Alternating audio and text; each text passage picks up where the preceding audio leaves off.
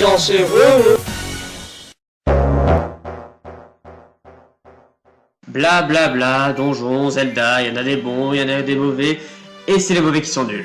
Et on va en parler aujourd'hui. Alors, on va commencer tout en douceur. Le donjon dont je m'apprête à vous parler, je me souviens de ne pas l'avoir aimé, mais c'est souvenirs lointains. Wind Waker était pendant longtemps mon Zelda favori. Maintenant, c'est les oracles. Et donc, il garde une grosse place dans mon cœur.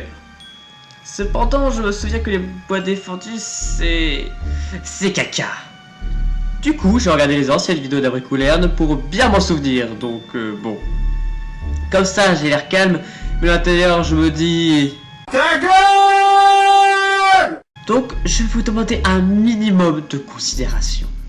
Donc, bonjour, moi du passé. Coucou tout le monde, c'est Abricoulerne. Alors déjà, parle-nous de comment aller au donjon. Je déteste ces plantes ces plantes qui nous propulsent en l'air. Ah, les plantes. Je ne peux pas. Ouf.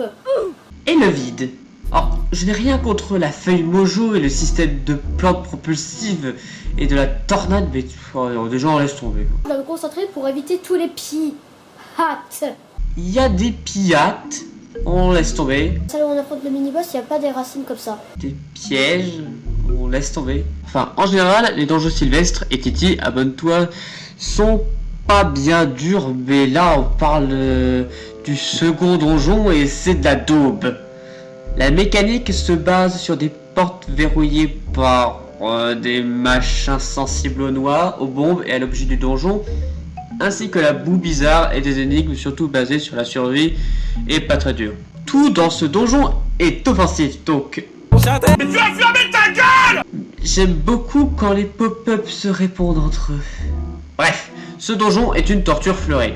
Tiens, je suis donc content de cette appellation. L'objet du donjon est le boomerang, donc un objet classique. Cependant, il a été amélioré. En effet, on peut viser 5 objets à la fois avec. Le problème, à vous de voir. Des fois, le boomerang est français. Il abandonne. Il part, mais il revient sans faire son boulot. Il est bien français. Cela arrive quand il bute un objet qu'il n'avait pas calculé, mais autant un mur dur ça va, autant des lianes molles va te faire voir. Ça dérange pour le boss. Boss qui d'ailleurs n'est pas mauvais, mais une attaque qui te fait perdre de la vie d'un coup, comme ça. Et moi... Tu fermes ta gueule, putain! Tu fermes ta gueule! Finalement, ce donjon a un dernier défaut. Il sert à rien. Tu es là parce que Dumoshria a décidé de prendre un raccourci pour aller voir l'arbre mojo en passant par-dessus la forêt mais tomber dedans. Les gros coups descendent de l'arbre en tombant, ils descendent du dessus de l'arbre, enfin... Les bois défendus sont une île à part de celle de l'arbre, loin. Du coup,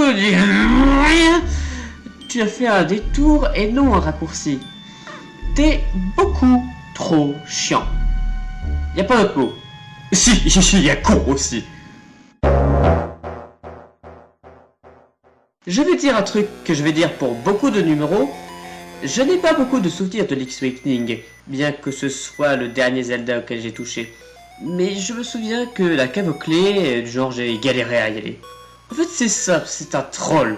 Le donjon quand tu vas dans la plaine, tu le vois, mais il faut une clé. Clé qui nécessite d'aller récupérer quelconque objet du prince Nafoutre dans son ex-château pour qu'il vous donne la clé. Et il faut insérer dans un trou qui ouvre le donjon, mais il faut faire le tour pour entrer. Ça paraît rien dit comme ça, mais au fond c'est long. La plupart des donjons des jeux GB ça file vraiment bien et ce qui apporte ce sont ces 10 donjons. Mais quand c'est déjà chiant d'y aller, j'ai plus envie de jouer. Du coup c'est mal fait. Alors le donjon est on ne peut plus basique. Il est terne, je ne peux pas trouver un donjon plus blanc. L'objet du donjon sont les bottes de Pégase. Et là je dis non. Je dis non. Sérieusement, les bottes de Pégase dans les Zelda 2D classiques, elles s'obtiennent au début du jeu et hors donjon. C'est un objet qui permet de courir. Dans tous les Zelda, il est donné par Gentil qui veut que tu avances plus vite, où il est optionnel. Là, tu dois te casser le cul pour aller le chercher. C'est comme si la fleur de feu dans New Super Mario Bros. Tu l'avais qu'à partir du monde 3. L'arnaque du siècle. Bon, c'est peut-être pas l'arnaque du siècle, ça c'est EA qui s'en charge. Ah oui, et le boss c'est juste un œil qu'on doit foncer dedans. Mais il y en aura d'autres, des boss œil dans le top, hein. C'est des boss ultra originaux. Comme dit dans la dernière vidéo, j'ai bien aimé Spirit Tracks, mais sans plus. On ne va pas s'étaler sur ce débat puisque le but est de s'étaler sur le donjon. Et je vous présente le premier donjon d'eau de la vidéo, le temple marin. Ne vous inquiétez pas, il y aura d'autres donjons d'eau. Bon, déjà, comme tous les temples de Spirit Tracks, pour y aller, il faut suivre un parcours précis, sans se faire baiser la gueule par les fantômes, blablabla, c'est chiant. Donc, le temple est en ascension, une tour si vous préférez, et le but est d'aller en haut. Le temple en lui-même est court, mais il y a tellement de pièges à la con que tu vas passer ta vie dedans. L'objet du donjon est le serpent, parce qu'il faut des contrefaçons de grappin, hein. Le jeu se vante d'avoir de tout nouveaux objets, mais celui-là prouve le contraire, puisque c'est juste un bootleg. Et aussi, le mini-boss réapparaît.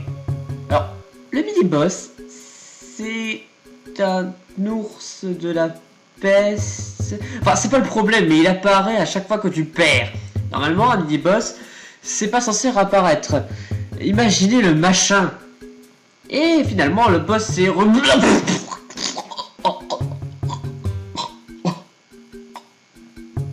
Pardon.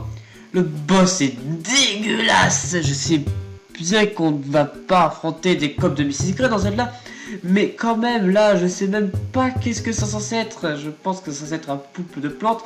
Mais elle me rappelle juste les grands-mères qui se mettent des bougies dans les cheveux pour se les faire boucler. Alors son point faible, c'est son œil, comme c'est original. Et elle peut attaquer en lançant un véhicule visqueux et violet. On pourrait penser que c'est du foutre violet. Et l'attaque des tentacules qui t'en... Puisque tu ne peux pas la prévoir et elle arrive bien trop vite, surtout que dans le jeu, quand tu tiens un objet, tu ne peux pas bouger. Donc quand tu essaies de la fouetter de ton serpent, c'est pas une métaphore dégueu, elle t'attaque. Mais oui. Oracle of Seasons est mon Zelda préféré, mais je ne lui pardonne pas la crypte étrange. Pour aller au donjon, c'est tranquille, tu fais des trucs dans le désert et à Subrosa, rien à redire. Cependant, le donjon est un donjon hanté bien cliché, avec des pièges bien clichés de donjon hanté, mais le plus important, ça reste les salles trolls.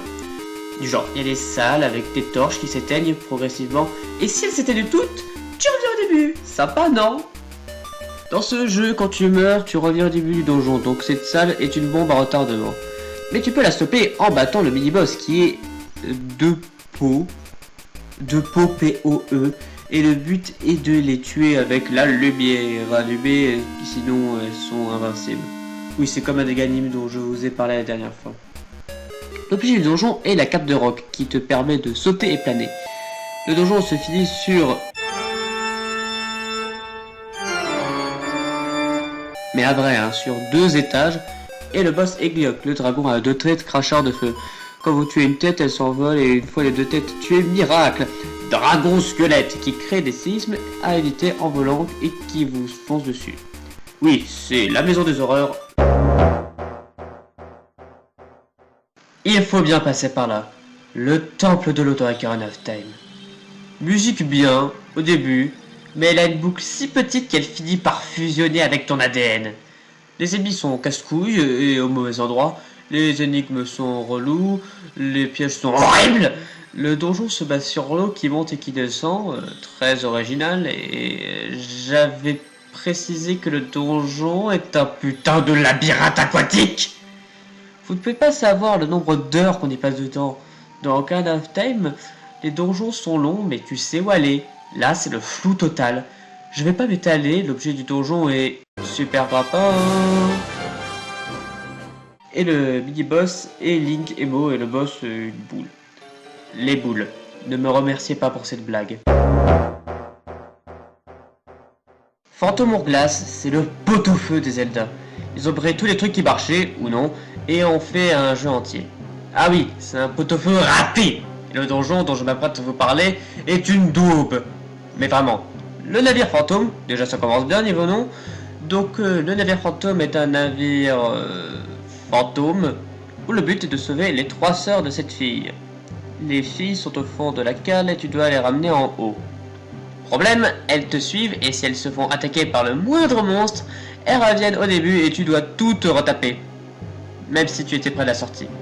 Le donjon était tellement pourri qu'il a même pas d'objet à signer et le boss c'est en fait les 4 sœurs qui étaient les propriétaires du bateau et qui t'affrontent. Oh, twist de fin. Elles t'affrontent au volet vicieux pour utiliser contre Ganim, notamment MDR. On s'en branle, passons au prochain donjon. Beaucoup de gens disent que Ocarina of Time est surcoté, mais ces gens n'ont pas connu le tsunami de joie qu'il avait procuré à sa sortie. En revanche, s'il y a bien un Zelda overrated, c'est Majora's Mask, ou M&M's pour aller vite.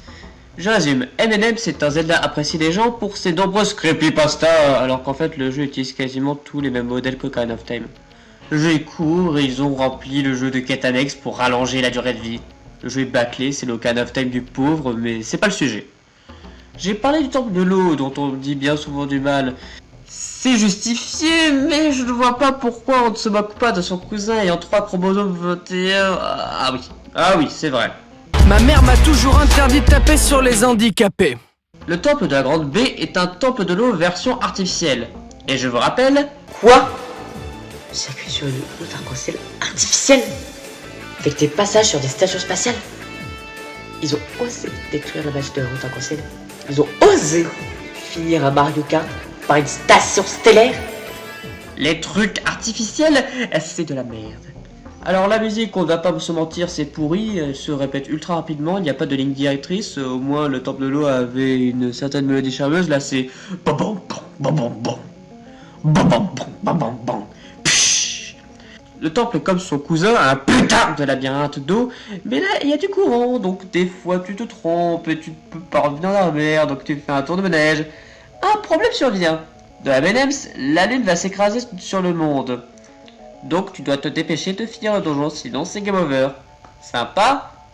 Alors donc tu as 72 minutes pour faire le donjon, soit 1h12 minutes. Or là tu sens le temps, ça fait 2h24 minutes, donc tu files bien ta race quand tu fais une erreur avec le courant.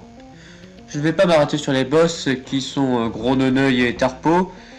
Et l'objet du donjon sont les flèches de glace, puisque dans le jeu les objets du donjon sont tous des flèches, ultra original. Et le boss est un requin. Je ne vais pas m'arrêter dessus, puisque comme dans le jeu... Je n'ai pas le temps d'avoir le temps. Bla bla bla, Breath of the Wild overrated, bref of the Wild. Les donjons du jeu sont... forcés. Moi j'avais un quota féminin, eux un quota donjon.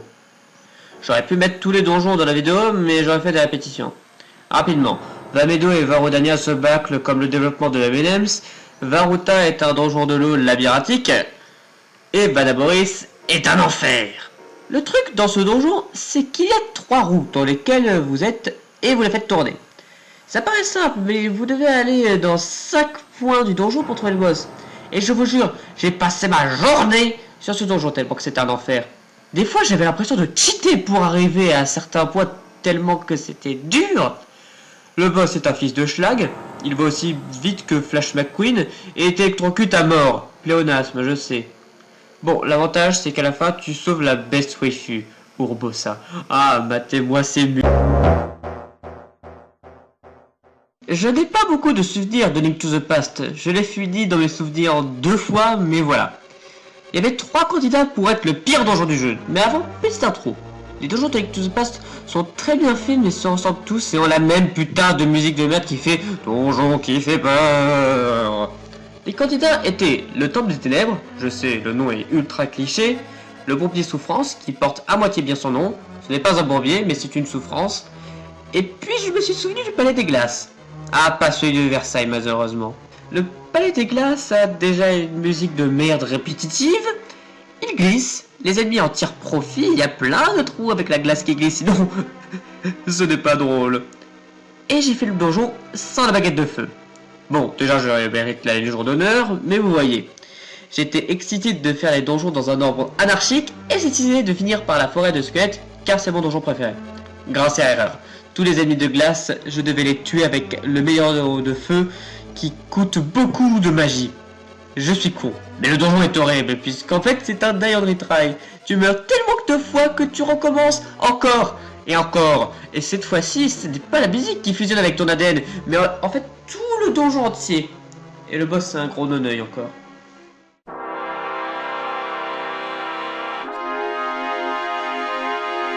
Le donjon dont je vais vous parler m'a tellement saoulé que j'ai racheté le jeu et je n'y ai jamais retouché. La tour des cieux dans Skyward Sword. Alors déjà, tu fais 3 donjons pour amasser la triforce avec les épreuves infernales, puis d'autres épreuves infernales, puis encore, et finalement, quand tu arrives à la tour, t'es mort. Ils ont fait un donjon où tu déplaces les salles comme dans un jeu de taquin. Oui, ce jeu de merde. Idée de merde. Le but est d'amasser les 3 fragments de la Triforce, puisque celle que tu as eue était en fait faux, c'est MDR. Et il n'y a pas de boss, il y a juste un mini-boss qui est un bootleg d'un autre. Et... ce donjon est l'oxymore de l'amusement. Il est infect. Je n'ai jamais retouché à Skyward Sword et je déconne même pas.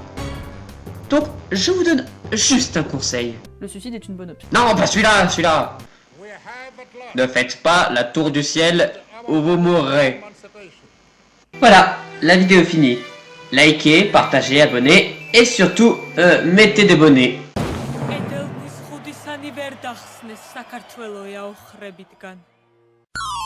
Dans le prochain épisode, toi tu vas critiquer les pires objets. Parce qu'il n'a que ça à foutre.